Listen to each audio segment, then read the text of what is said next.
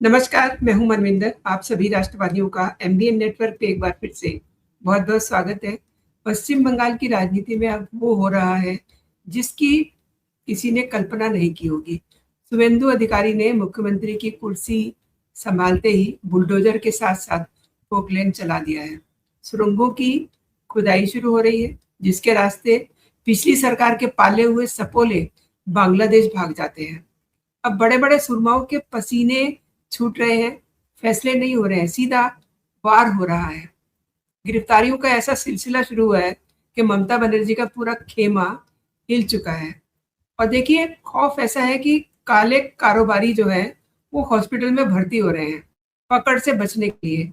एक के बाद एक ममता के करीबी मंत्री गिरफ्तार हो रहे हैं, ईडी का एक्शन चल रहा है और रातों रात ममता का एक और करीबी बांग्ला पाक्खो संगठन का प्रमुख गार्गा चटर्जी, इसको अरेस्ट कर लिया गया है। रियली शुभेंदु के एक्शन की सुनामी देखने को मिल रही है। ये सिर्फ एक ट्रेलर है, यह पूरी फिल्म अभी बाकी है, इसे समझते हैं। लेकिन आगे बढ़ने से पहले आपसे आग्रह है कि जल्दी से वीडियो को लाइक कर लीजिए, क्योंकि आज मेरे साथ है चर्चा के लिए प्रारब्ध से संदीप आर के सिंह जी। संदीप जी, बहुत बहुत स्वागत है।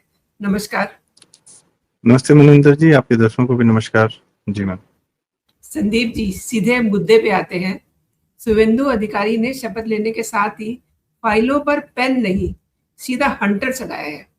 कई बड़े नाम सलाखों के पीछे पहुंच चुके हैं और अगले आने वाले दिनों में हम देखेंगे कि पहुंचेंगे। तो बंगाल में अब बदला नहीं, सीधा बदलाव का दौर शुरू हो गया है। सीमा पर फेंसिंग, सुरंगों पे पोकलैंड चल रही है। कैसे डिफाइन करते हैं ये सब? मैम, सबसे मेन बात है कि इसी के लिए बंगाल की हिंदू जनता ने वोट दिया था। और वो जैसे हम आपके यहाँ भी बात हुई थी कि जब वो घर से निकली वोट देने, तो उसको एक आग का दरिया पार करना था। बड़ी मुश्किलों से वोट दिया। वो इतना आसान वोटिंग प्रक्रिया नहीं थी उस जनता के लिए, जितनी हमारे आपके लिए या हम किसी और स्टेट के लिए होती। उसके लिए वो बहुत मुश्किल था। और अपने कई सारे विचारों को दबा कर रखना, कहीं कहना नहीं, और समय आने पर चुनावी प्रक्रिया का पूरा सदुपयोग करना, इसी उम्मीद के साथ दिया था। और इसीलिए उन सारे खतरों को उठाया था, जो अब हो रहा है देखने के लिए। ऐसे कई सारे हमारे पास वीडियोस आए, देखे सबने कि ट्रेन पे जो है 210 या पता नहीं कितने वो जेसीबीज लदे हुए हैं, बुलडोजर जिसको कहते हैं आजकल, तो वो लदे हुए हैं, वो जा रहे हैं बंगाल की ओर। ऐसा नहीं होता है। वो सब कि चुनाव जीतते ही बुलडोजर मंगा लिए गए, ये सब वीडियोस हैं। ठीक है, नैरेटिव के लेवल पे बात अलग होती है। पर जिस प्रकार से बंगाल के हालात हैं, जो खराब हालात हैं, उसमें सबसे पहले तो देखिए, जो बाकी आप इंफ्रास्ट्रक्चर रिलेटेड काम करिए, मार्क करिए किस किस को गिराना है, कौन सा अवैध है, उसमें वो तो थोड़ा सा टाइम लगेगा, फाइल बनेगी, लिस्ट बनेगा। पर ये जो लोग हैं, जिस प्रकार के गर्गा चटर्जी, ये बंगाल में बिहारियों को भी मारता था, गुजरातियों को भी पीटता था, ये मतलब बाहर, मतलब कोई भी हो, भारतीय कोई हो, ये अब गर्गा चटर्जी है हिंदू, लेकिन अपने हिंदुओं पर अत्याचार करना है। और पीछे से इसको उकसाने वाले या इसको पूरा समर्थन देने वाले कौन लोग थे? मुसलमान वोट बैंक थे। तो अब ये गिरफ्तार हो गया है। किसने किया है? उसी कोलकाता पुलिस ने किया है। बहुत सही। और उस पर इनकी सागरिका घोष के बड़े तकलीफ हो रही है कि अरे, बंगाली को क्यों गिरफ्तार कर लिया? अरे भाई, मतलब क्या, बंगाली वो हिंदू नहीं थे जिन पे अत्याचार हो रहा था? सिर्फ यही एक बंगाली पैदा हुआ है, वो गर्गा चटर्जी। भाई तुम ही पैदा, मतलब ये बस कोटरी है टीएमसी वालों की, यही बंगाली है, बाकी दुनिया में कोई बंगाली है नहीं। और ये लोग मिल के बंगालियों पे अत्याचार करें तो कोई तकलीफ नहीं। तो अब गिरफ्तार हो रहे हैं, अब सबके वो आ रहे हैं। अभी ईडी ने बुलाया था एक भाई साहब को, तो वो भी पहुंचे। कोई बोस करके हैं, सुदीप बोस या समथिंग लाइक दैट नाम है उनका। एक तीसरा है मदन मित्र, वो तो अस्पताल जाके एडमिट हो गया, वो धमकी दे रहा था। वो 4 मई से पहले सबके बहुत जबान खुल रही थी, चल रही थी, और सब कोई अस्पताल एडमिट हो। मतलब ये इन लोग की दबंगई का कारण क्या था? ये सिर्फ सत्ता में थे इसीलिए दबंगई थी। भाई अगर तुम वाकई में दबंग हो तो आओ लड़ो, बिना सत्ता के दबंगई दिखाओ ना। जब योगी जी सत्ता में नहीं थे, जब वो मात्र सांसद थे, और सांसद भी इसलिए थे क्योंकि गोरखनाथ पीठ के महंत थे। ठीक है, और गोरखपुर की जनता ने उनको मतलब मंदिर को अपना राजनीतिक नेतृत्व तो सौंप रखा है सांसदी के लेवल पर। तो तब तो समाजवादी पार्टी की सरकार थी, तब तो मायावती जी की भी सरकार थी। वो उस समय लोहा लिया करते थे, किसी की औकात नहीं थी। वो मऊ में दंगा करता था या कहीं भी दंगा करता था, ये खुद चले जाया करते थे अकेले। दबंग हो तो वैसे दबंग हो ना, सत्ता के खिलाफ जब दबंग हो तब असली दबंग हो। ये क्या कि सत्ता थी तब तक जो है मार रहे थे, पीट रहे थे, पता नहीं क्या क्या कर रहे थे, सत्ता जैसे ही गई हाथ से और जाके अस्पताल में लेट गए और तकलीफ होने लगी, दुनिया रोने लगी कि हाय हमें पकड़ लिया। क्यों नहीं पकड़े जाओगे? और वो शाहजहां शेख और वो क्या नाम था उसका, जहांगीर भागा हुआ है, जहांगीर, गायब है वो। जहांगीर तो हिरासत में है, उसकी तो अच्छे से ठुकाई हो रही है, वो बाहर नहीं निकलेगा। जी। अभी बहुत सारे गायब हो जाएंगे, उनके परिवार वाले भी बिल्कुल। गायब हैं, सब ढूंढे नहीं मिल रहे, बहुत सारे टीएमसी के लोग, पूरा तंत्र गायब हो गया है। तो ये मुसलमान वोट बैंक का के द्वारा समर्थित, मैं आपसे बार बार ये कहता हूँ ना कि मुसलमान वोट बैंक हमेशा हिंदुओं में से सबसे घटिया, सबसे लीचड़ चरित्र और प्रवृत्ति के केंचुए जैसे लोग उठाकर उनको नेता बना देता है। और वो भी सब दम्भ में चढ़ने लगते हैं, कूदने लगते हैं और सत्ता में होते हैं तो मंत्री बन जाते हैं। और उसके बाद अभिषेक बनर्जी की शक्ल देखिए, चूहे जैसी हो गई है। अभी पता चला अभिषेक बनर्जी की पत्नी जो है उनके दो दो बाप हैं। जी, जी, उनकी पत्नी का इतिहास खंगाला गया है तो पता चला कि दो दो पासपोर्ट है और अलग अलग पासपोर्ट में अलग अलग बाप हैं, जी। और जबकि है थाईलैंड की। कुछ भी हो रहा। और एक बात और बताऊं, इस लेडी का कलकत्ता एयरपोर्ट पे चेकिंग नहीं होता था। ये कितना भी सामान लाती थी, कितना भी ले जाती थी, प्राइवेट जेट से आती थी जाती थी, किसी प्लेन से आती हो जाती, कोई मतलब नहीं था। इसकी चेकिंग नहीं होती थी, इसके नाम से चेकिंग नहीं होती थी। क्या थी ये? अभिषेक बनर्जी की बीवी थी। अभिषेक बनर्जी क्या एक सांसद है बस। ये आप सोचिए कि दो दो बाप है। एक वो फिल्म थी ना गोपी किशन, उसमें बच्चा हाँ, बोलता है मतलब मेरे बड़ी दो दो हैरानगी बाप। की बात है कि हमने तो फ़िल्म में देखा था, ये तो सबके सामने है, देखिए 2-2 बाप हैं इनके। मैम इन लोग का दम भी यही था कि इन लोगों ने ऐसी अंधेर गर्दी मचाई थी कि सिर्फ कि हम कुछ नहीं होगा। होता क्या था कि जैसे यूपी में भी माफिया होता था, तो यूपी में माफिया क्या करता था कि वह जिसकी जमीन होती थी उससे रजिस्ट्री करवा लेता था। भले उसकी जमीन का वो खाली 10% दे, 20% दे या 5% दे, कुछ भी दे, जो मुंह में आया दे दिया, 2 लाख रुपया रखो, 2 करोड़ की जमीन हमारे नाम करो। वो जो भी करता था कागजी तरीके से करता था। इसका सबसे बड़ा उदाहरण है विक्रमादित्य मार्ग करके है, लखनऊ का पॉश इलाका है। तो विक्रमादित्य, हाँ शायद वही नाम है उसका। तो वहां पे समाजवादी पार्टी के परिवार के घरों की लाइन लगी हुई है, मतलब सबने रजिस्ट्री करा के रखी है, कोई कुछ नहीं कर सकता क्योंकि रजिस्टर्ड है। अब एक ही परिवार के लोगों का सारा वहां पर संपत्ति कैसे हो सकता है? सोचने वाली बात है कि भाई सत्ता के समय में उन्होंने क्या किया होगा, क्या नहीं किया गया होगा, कैसे दबाव बनाया गया होगा। अखिलेश का घर वहीं पर है और सामने समाजवादी पार्टी का कार्यालय है। लेकिन बंगाल में तो वो कागज लिखने की, रजिस्ट्री करने की भी जहमत नहीं उठाते थे। मेरे एक बहुत शानदार लेखक हैं और मतलब मैं उन्हें बहुत पढ़ता हूँ, मानता हूँ, डॉक्टर राजीव मिश्रा है, लंदन में रहते हैं और भारत के भी मतलब जमशेदपुर के रहने वाले हैं, डॉक्टर हैं। तो वो बता रहे थे कि चूंकि झारखंड है, जमशेदपुर है, बंगाल से लगा हुआ है, वहां का कल्चर भी करीब करीब सिमिलर है। तो वो बताते थे कि उनके कोई मित्र थे जिन्होंने हॉस्पिटल खोला था बंगाल में, पूरा पूरा हॉस्पिटल चल रहा था। एक बार उन्होंने देखा कि बाहर भीड़ आ गई है 100-200 लोगों की, तो उन्होंने सोचा कि किसी मरीज के होंगे या कुछ होगा ऐसा। बाहर निकल के देखा तो एक तृणमूल का आदमी था, वो आया और उसने कहा भाई साहब अभी अस्पताल आपका नहीं है। फिर उन्होंने पुलिस से शिकायत की, पुलिस ने कहा जो ये भाई साहब कह रहे हैं भाई मान लो चुपचाप। वो छोड़ के चले आए झारखंड में, फिर अपनी प्रैक्टिस शुरू की। कुछ इस तरीके का चलता हुआ अस्पताल पूरा कब्जा कर लिया था तृणमूल वालों ने, ये हाल था। तो अब इन लोगों, अब उनसे पूछे अब क्या तृणमूल के गाय तस भाई, हर इलाके में सबको पता गुंडा कौन था क्योंकि वो तो चौड़े में घूमता था। अब वो ढूंढ ढूंढ के पीटे जा रहे हैं, आधे गायब हो चुके हैं, उनके बचाने वाला कोई नहीं है भाई। पूरा इकोसिस्टम था तब तो ये घूम रहे थे ना, अब तो बचाने वाला कोई नहीं है। उनकी वो ममता बानो चली गई, गायब है। गायब क्या है, वो भी कहीं बैठी होगी अपने जबरदस्ती का, जो वो एक दिखाने के लिए घर जो है ना, इसका एक दिखाने का घर है, एक असली घर है जहाँ जी, जी। रहती है। एक महल है और एक ऐसी झोपड़ी कुटिया बना रखी है, और अपने इलाके में डेवलपमेंट भी नहीं होने दिया उस पूरे इलाके में, कि यहाँ बस गरीब टाइप दिखेंगे और फिर बाकी तो बाहर जो करना होगा करेंगे करेंगे।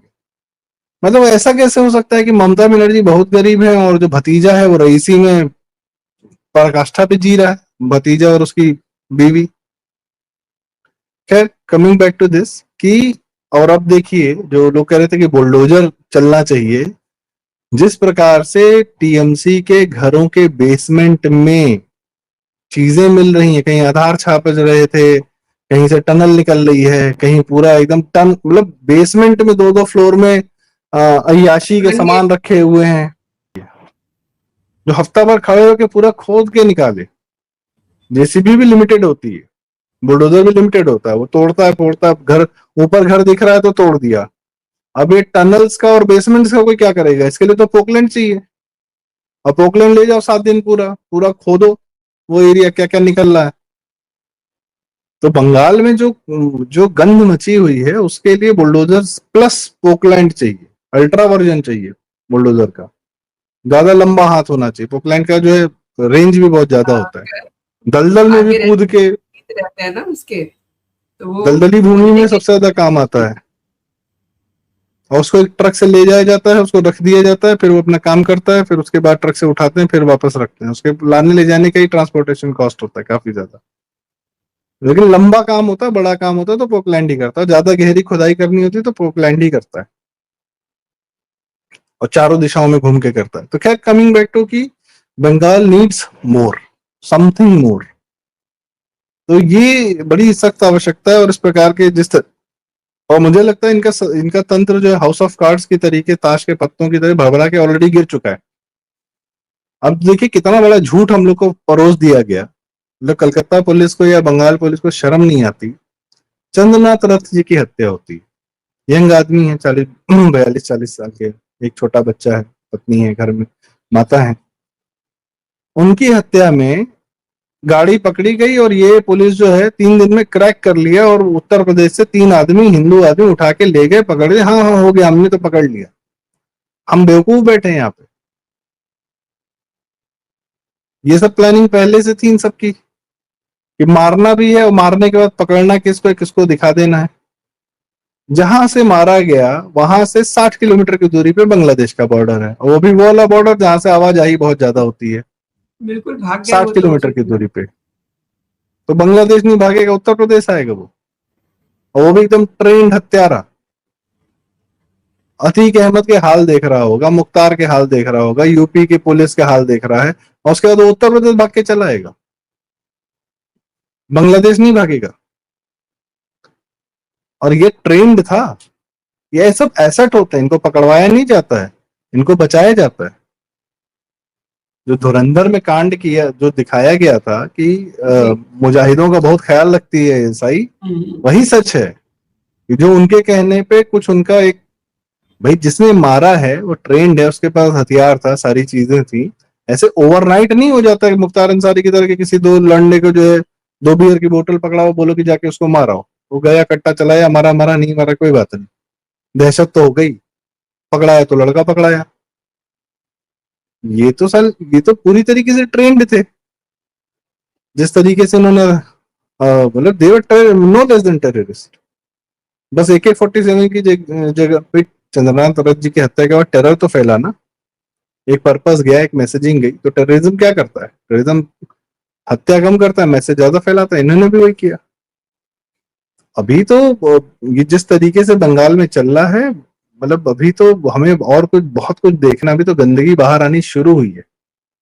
अभी तो ये थोड़ा फूटा है, अभी इसमें से क्या क्या निकलेगा, मवाद निकलेगा, गंदा खून निकलेगा क्या, फिर उसके बाद पट्टी बांधी जाएगी। अभी बहुत गंदगी निकलनी बाकी है। जी मनिंदर जी। संदीप जी, देखिए जैसा आप कह रहे हैं, चर्चा तो ये भी है कि ये गिरफ्तारियां तो सिर्फ एक शुरुआत है, और ये भी समझ में आ रहा है कि एक पूरी लिस्ट जो है तैयार है, जिसमें कई मछलियां नहीं बल्कि मगरमच्छ शामिल है। शुभेंदु अधिकारी का ये रवैया क्या बंगाल की ब्यूरोक्रेसी को पूरी तरह से बदल देगा? क्योंकि अधिकारी तो बड़े डरे हुए हैं। मैम, अधिकारियों से तो मैं क्या ही कहूँ, वो 50 साल की मानसिकता में, वो कुछ अधिकारी ऐसे हैं जिन्होंने उसी सिस्टम में रहे, उसी में पले बड़े, उसी में रिटायर हो गए, उनके बच्चे फिर उसी सिस्टम में नौकरी कर रहे होंगे, मतलब उन्होंने 50 साल तक ये सिस्टम देखा है। मानसिकता बदल जाना बहुत मुश्किल काम, वो अचानक से ओवरनाइट चेंजेस नहीं होंगे। और खासकर ब्यूरोक्रेसी, ब्यूरोक्रेसी बेनिफिशियरी, भाई क्या बताइए, ब्यूरोक्रेसी नहीं बेनिफिशियरी रही होगी टीएमसी के इसको कृत्य की, तो जब जांच होगी तो वो ब्यूरोक्रेट भी तो फंसेंगे जो बंगाल को लूट के अपना बना रहे थे। उन पर भी आंच आएगी। वो क्यों चाहेंगे कि ऐसा अधिकारी आ जाए जिसने कुकृत्य कर रखे होंगे, मतलब कुकर्म कर रखे होंगे, पैसा बना रखा होगा, कुछ भी कर रखा होगा, तो या तो वो गवाही दे कि हाँ हाँ मेरे मतलब हमको छोड़ दो, उसको पकड़ लो, दो चार नेता को, टीएमसी के 4 5 10 लोगों का नाम बता दे कि उसकी वहां संपत्ति, उसकी वहां संपत्ति। अभी तो ये लिस्टिंग होगी एंड ये क्रैकडाउन तो क्या होगा, ये सब खुद टूटे हुए हैं, ये सब खुद जाके खबर देंगे। जैसे योगी जी के राज में उत्तर प्रदेश में ब्लैक कार्ड लेके खड़े हो जाते थे कि हमें जेल में अंदर डालो, यहाँ पर भी अंदरूनी चल रहा होगा। अभी तो कहानियां बहुत बाहर आनी। अभी तो मेरे लिए सबसे जरूरी है कि महिलाओं की लिस्ट बने जिनके साथ अत्याचार हुआ है। संदीप जी, ये जो मैं स्क्रीन पे दिखा रही हूँ, इसमें क्या है, एक तो मनरेगा के फर्जी कार्ड है, दूसरा सफेद साड़ियां हैं जो ये डराते थे इमोशनली कि अगर किसी ने मुंह खोला, मुझे इसलिए याद आया क्योंकि आपने बोला कि एक लिस्ट बननी चाहिए संदेश खलियन और जो महिलाओं के साथ वहाँ जो भी दुराचार हुआ उसको लेकर के, तो उनको साड़ियां दिखा के डराते थे कि ये सफेद साड़ी आप पहनिएगा। ये सब साड़ियां बरामद की गई है, तो बताइए इनकी ये कितनी गंदी प्लानिंग होगी ना। इनकी प्लानिंग थी हजारों हिंदू फिर से मारने की, जी क्योंकि बीजेपी ने माहौल तो बना दिया था इस बार वापस से। पिछले 3 4 महीने से हिंदू जाग रहा था, दिख रहा था, बीजेपी के भीड़ दिख रही थी, सब कुछ दिख रहा था। तो इनको ये था कि बस 4 महीने बीतने, तो फिर इस बार तो अभिषेक बनर्जी ने बोला, सबने बोला, खुलेआम धमकियां दी, इस बार तो वो होगा जो तुम लोगों ने सोचा भी नहीं होगा, या इस बार हो जाएगा तो पिछली बार छोड़ दिया था इस बार कर दूंगा, ये सब चल रहा था। और पूरी पूरी लिस्ट बनी हुई थी। ये सफेद साड़ियां क्या थी, निशाना था कि घर की महिलाओं को भेजने के लिए कि अब तुम्हारा पति गया या तुम्हारे घर का जो कमाने वाला है वो गया। और इन लोगों ने ये सब कार्य कर रखे हैं। इस बार बस ये था कि नंबर ज्यादा थे, लिस्टिंग ज्यादा थी। अब बांग्लादेश वाले क्यों बेचैन है इतने? बांग्लादेश में धरना प्रदर्शन चल रहा है, ममता बनर्जी को वापस लाओ नहीं तो हम कुछ कर देंगे। तुम क्या कर लोगे? और तुमसे क्या मतलब है पश्चिम बंगाल से? ये हम लोग कह सकते हैं कि भाई बांग्लादेश को पश्चिम बंगाल से क्या मतलब। अभी भारत किसी नेपाल के बारे में, बांग्लादेश के बारे में कुछ कह दे तो अरे आप इंटरफियर कर रहे हैं। तो ये क्या कर रहा है? ये क्या कर रहा है मेरे देश के बारे में, मेरे प्रदेश के बारे में बोल के? ये बांग्लादेशियों ने भी ना अपना, इनका साइड ठीक नहीं है, लोगों के भी विनाशकाली विपरीत बुद्धि चल रहा है। ये अब एक पश्चिम बंगाल के हिंदुओं को आपने बचा लिया है। अब मैं जब पिछले साल जब हत्याएं हो रही थी बांग्लादेश में, पहले भी हो रही थी, बार बार हमें लगता था कि बांग्लादेश में यदि आप कुछ करते हैं, कोई भी कार्य करते हैं, तो आप, तो वो लोग प्रचारित भी यही करते थे कि आप बांग्लादेश में घुस जाएं और क्या बोलते हैं, भारत वहां पर युद्ध करने, कुछ भी कर ले। अब समय आ गया है। अब भाई अगर कोई हमारे देश में हमारे लोगों को पैसा देकर भारत देश के खिलाफ खड़ा कर देता है, अभी रिसेंटली खालिस्तानी आंदोलन खड़ा कर दिया, बाकी ये तो मुसलमान तंत्र पूरा तैयार है किसी भी समय सड़क पे आने के लिए, इनके से क्या क्या हथियार पकड़े जाते हैं, क्या होता है, दिल्ली घेरवादी। तो भाई हमारे यहाँ भी हिंदू है, हम भी पैसा दे के काम कर सकते हैं कि बांग्लादेश का हिंदू अपने लिए देश मांग ले। अगर मुसलमान 47 में देश ले सकता है तो हिंदू भी देश ले सकता है कि भाई हो गया, हम क्यों रहे इस मुसलमानी के, हम मरे ही हैं, हमको मिला क्या। और धीरे धीरे कटते जा रहे, छटते जा रहे। 1 करोड़ हिंदू भारत ले तो नहीं पाएगा। हाँ, 1 करोड़ बांग्लादेश में एक जगह मिल जाए उनको, उतनी जगह भारत अरेंज कर ले। और रही बात कि भाई अगर हिंदुओं के लिए बांग्लादेश भूमि दे और मुसलमानों के लिए भारत भूमि दे, तो भाई दे तो चुके हैं, कितनी बार देंगे, दो दो तो दे रखा है। तुमसे तुम्हारे मुसलमान नहीं समझते तो हम क्या करें, हम क्यों रखें? तुम अपने वाले रख लो, ले जाओ यहाँ से भी 1 करोड़ 1.5 करोड़ 3 करोड़ जो भी है तुम रखो अपने पास, हिंदू हमें दो और अपनी जमीन दो, खत्म कहानी। 47 कितने साल पहले बंटवारा हुआ था, 80 साल पहले, फिर हो जाए, फिर बांग्लादेश का बंटवारा हो जाए, कितनी बड़ी बात है। क्या दुनिया के नक्शे नहीं बदलते? सबको हमारा भारत में से हिस्सा नक्शा चेंज करना है, किसी को अरुणाचल चाहिए, किसी को नेपाल, जैसे कि मतलब क्या बोले, वो भी नक्शा बदलता रहता है भारत का, हम भी बदल देंगे किसी का, क्या तकलीफ है। 1 करोड़ हिंदू तो बचेगा, सभ्यता तो बचेगी, आपके पास मजबूती तो आएगी। आसाम में या बंगाल में कहीं भी वो प्लेस तो हो जाएगा, आधा आसाम में आधा बंगाल में। हमको भी तो डेमोग्राफी शिफ्ट करनी है, प्रो हिंदू करनी है, हिंदू के फेवर में करनी है, हिंदू के नंबर बढ़ाने। तो यहाँ के मुसलमान को तो कब बाद में हिंदू बनाएगा, एक अलग कहानी है। बांग्लादेश में तो बैठा बैठा आया है, वो जहां है वहां पे उसको देश को काट लो, खत्म कहानी। ये आसान है चाहे नहीं है, पर ये नैरेटिव शुरू हो जाना चाहिए, बातचीत, ये चर्चा शुरू हो जानी चाहिए। कितना समय लगेगा कोई बात नहीं, लगेगा समय, फाइन। भाई राम मंदिर की भी बात हो रही थी, सन 90 से चल रही थी, बनवा लिया। 370 हटाने की बात चल रही थी, डॉक्टर श्यामा प्रसाद मुखर्जी जी के समय से चल रही थी, बन गया। बंगाल जीतने की बात भी अमित शाह जी 2014 से ही कर रहे थे, उनका एक वीडियो क्लिप घूम रहा है, 12 साल बाद बना लिया। तो बांग्लादेश को में हिंदुओं की जमीन लेने की बात अभी से शुरू करिए, देखिए 5 साल लगे, 10 साल लगे, जो भी लगे, खुद सौंपे वो। औकात है बांग्लादेश की, 4 तरफ से तो भाजपा सरकारों से घिरा हुआ है, और आपका नीचे से ग्रेटर निकोबार प्रोजेक्ट है हमारा, अंडमान।